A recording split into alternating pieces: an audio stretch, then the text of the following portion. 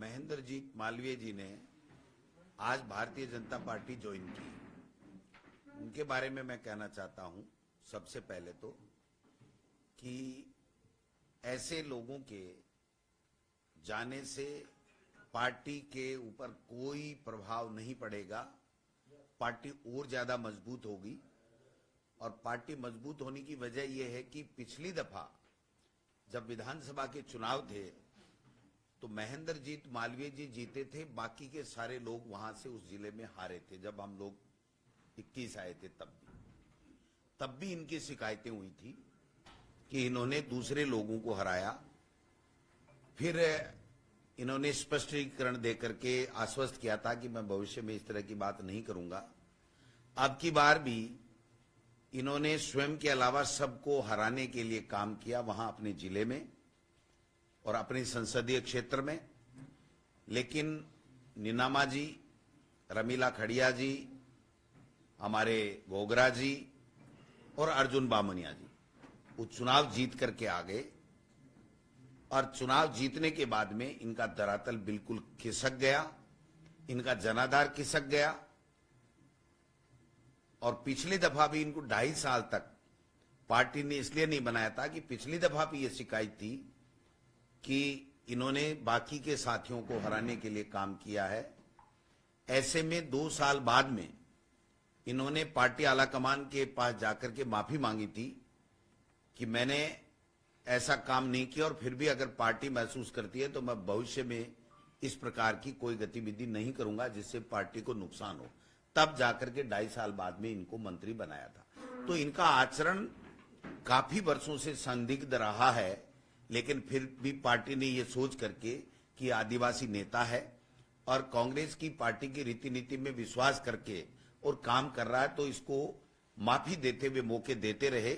लेकिन अब निश्चित रूप से इनको यह लग गया था कि इस कांग्रेस पार्टी में आपका कोई स्थान नहीं है, आपको कोई मेंबर ऑफ पार्लियामेंट की टिकट नहीं दी जा रही है।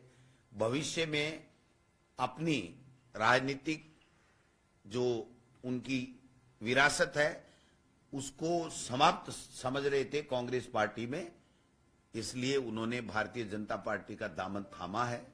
जो लोग बार बार एमपी बने, जो 5 बार 4 बार एमएलए बने, विभिन्न विभागों के बार बार मंत्री बने और अपनी धर्मपत्नी को जिला प्रमुख बनाए, अपने बेटे को कांग्रेस का नेता बनाए, अपनी मर्जी से प्रधान बनाए, और वो व्यक्ति वहां बार बार कांग्रेस को नुकसान करने का काम कर रहे थे, फिर भी पार्टी उनको माफ कर रही थी। और ये मान के कि आदिवासी नेता है इसलिए इनको सीडब्ल्यूसी मेंबर बनाया। और सीडब्ल्यूसी मेंबर बनाया तब भी इन्होंने कहा था कि कांग्रेस पार्टी मेरी मां है, मैं कांग्रेस पार्टी के साथ कभी गद्दारी नहीं करूंगा।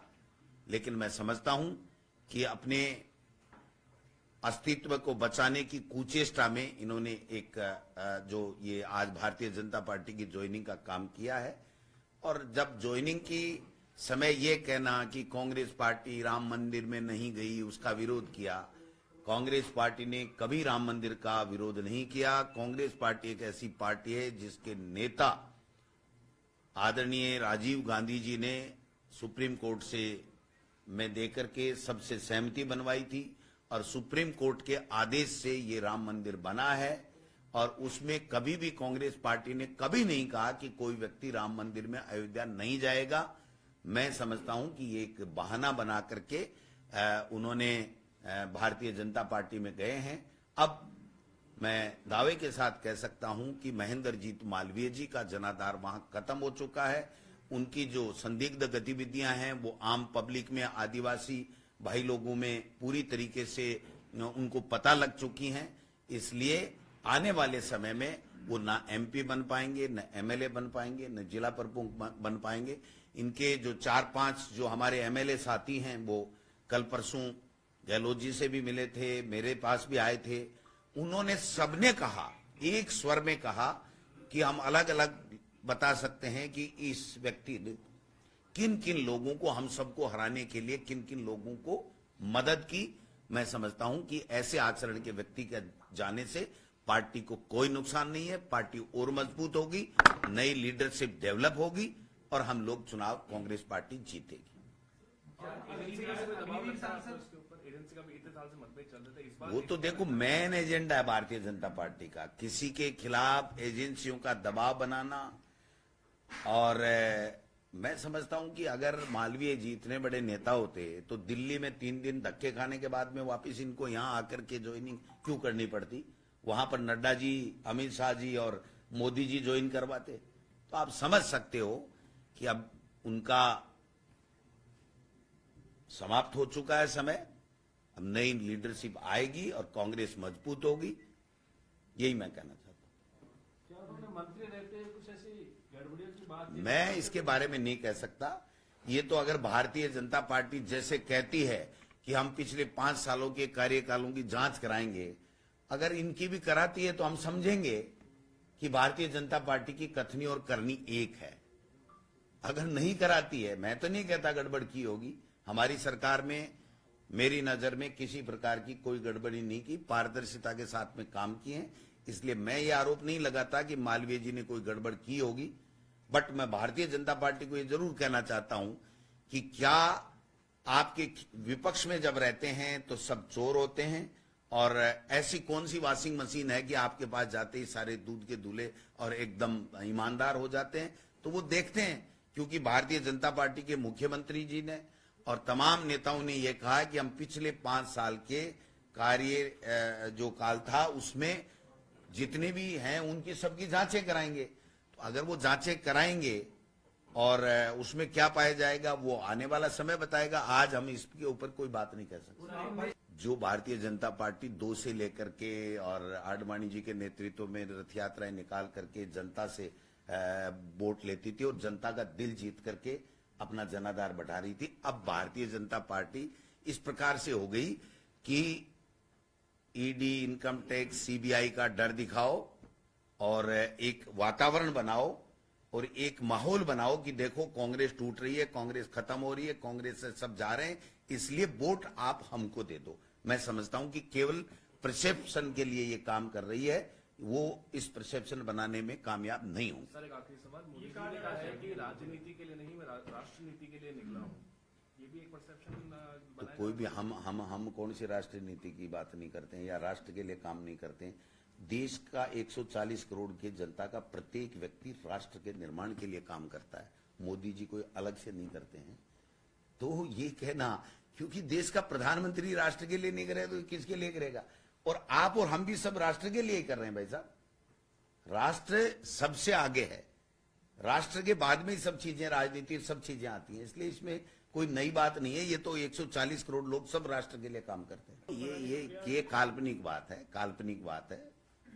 अब ये भी एक खबर आ रही है कि भारतीय जनता पार्टी में लोकसभा चुनाव से पहले या लोकसभा की टिकटों के समय बड़ा भूकंप आएगा और भारतीय जनता पार्टी भी टूट सकती है। तो ये तो खबरें हैं, खबरें सही हैं गलत हैं कोई कुछ नहीं कर सकता, इसलिए इस तरह की खबरों का कोई आधार नहीं है। लेकिन मैं एक बात जरूर, आप जब बैठे ही हो तो मैं कहना चाहता हूं कि मुख्यमंत्री जी ने बनते ही ये कहा था कि अब आज के बाद में कोई पेपर लीक नहीं होगा। तो 2 पेपर लीक, एक तो शेखावाटी यूनिवर्सिटी में था एकेडमिक उसका ग्रेजुएशन का या पीजी का, और एक एनसीसी का अलवर के अंदर पेपर लीक हुआ है। तो 2 पेपर तो बिना प्रतियोगी परीक्षा के ही हो गए। तो प्रतियोगी परीक्षाओं के जब पेपर होंगे तो इनका क्या हाल होगा, ये देखने लायक होगा। जो अभी टेंटेटिव कार्यक्रम भारत जोड़ो न्याय यात्रा का राहुल गांधी जी का बन रहा है, वो 25 तारीख का हमारा अलवर डिस्ट्रिक्ट में वो प्रवेश करेंगे और उसके बाद में शायद 1-2 दिन का ब्रेक होगा और उसके नेक्स्ट डे फिर अलवर शहर से हम शुरू होकर के और फिर आगे दूसरे स्टेट में वहां पर जाएंगे। तो हम इस तैयारी के लिए 22 तारीख से मैं, रंधावा जी, टीकाराम जूली जी और तमाम हमारे वरिष्ठ सारे नेता हम लोग यहाँ से दौसा लोकसभा का कार्यक्रम करेंगे, फिर भरतपुर का करेंगे। ऐसे करते करते हम अलवर में जाएंगे और वहां पर व्यवस्थाओं को देखेंगे और राहुल गांधी जी का उनकी यात्रा का भारी अच्छे संख्या में लोग आएंगे और स्वागत करेंगे, और जो हमारा जो फ्लैग सेरेमनी का जो कार्यक्रम होता है उसको हम लोग करेंगे।